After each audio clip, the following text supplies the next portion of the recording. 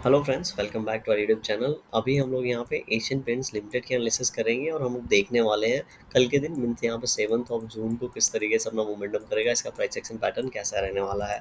तो कल इस वीक का लास्ट डे है, हम सभी को पता है। तो वीकली टाइम फ्रेम पे क्या हलचल हुई है उसको देख लेते हैं।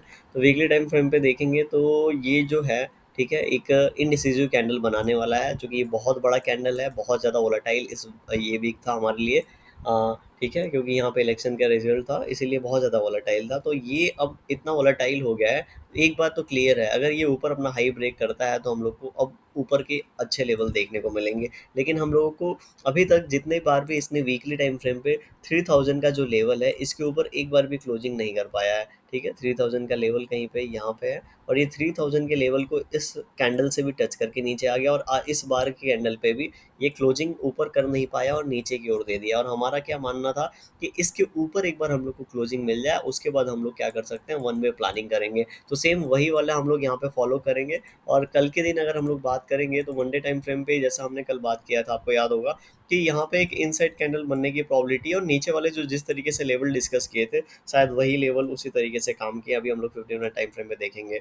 तो अभी यहाँ पे ये अगर लेवल देखेंगे 2800, लगभग लगभग 55 के आसपास का ये लेवल है। 2855 के आसपास का ये लेवल है। एंड ऊपर अगर देखेंगे तो इसका ओपनिंग प्राइस कितना है, 2970 के आसपास का लेवल है। ठीक है, 2970 के आसपास है लेवल। तो ये दोनों लेवल अभी हमारे लिए बहुत ही इंपॉर्टेंट रोल प्ले कर सकते हैं।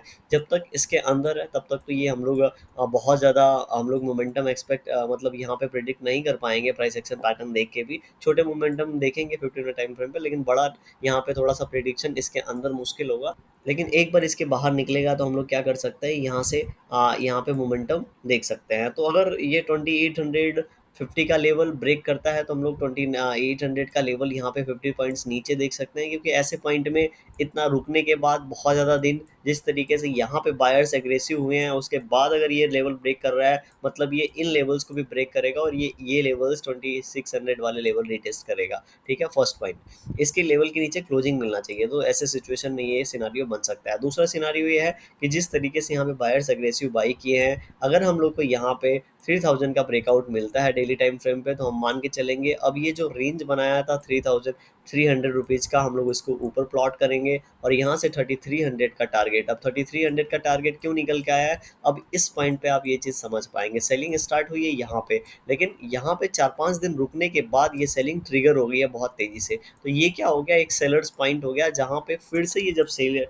शेयर जाएगा तो इन पॉइंट पे ये सेलर डिफीट करेंगे। और ऐसा जब भी होता है, ठीक है, ऐसा जब भी होता है तो हम लोग को क्या देखने को मिलता है, ये एक लेवल रेजिस्टेंस का काम करने लगता है, और यहाँ से सेलिंग प्रेशर देखने को मिलता है। इसलिए हमारा जो अगला ऊपर का लेवल होगा 3300 का होगा, और नीचे के लेवल्स ऑलरेडी हमने डिस्कस कर लिए हैं। अब इसके बाद की बात बाद में करेंगे।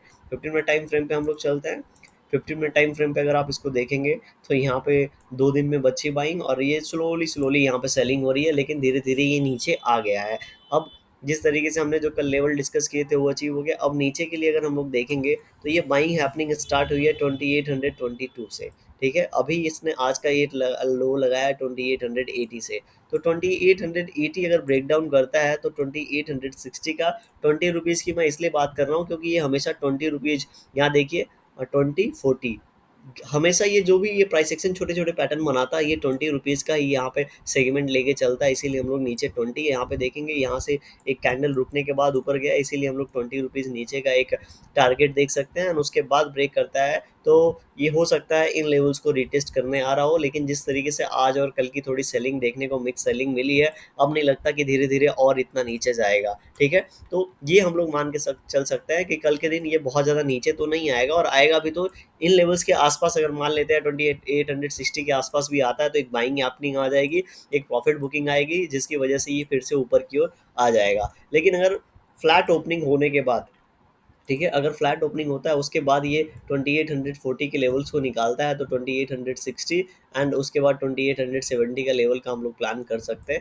हैं। तो इस तरीके से कल के दिन ये मोमेंटम दिखाएगा। बहुत ज़्यादा गैप डाउन ओपनिंग होगा तो फिर से यहाँ पे बाइंग हैपनिंग आने के, एक स्पाइक आने का एक चांस है। और बहुत ज़्यादा गैप अप ओपनिंग हो गया तो गैप अप तो यहाँ पे बहुत ज़्यादा एक्सपेक्ट नहीं कर रहे हैं, क्योंकि ये बहुत ज़्यादा गैप अप हो जाएगा। इन लेवल के बीच में अगर ओपनिंग हुई तो ये इनसाइड कैंडल बनाने की पूरी कोशिश करेगा।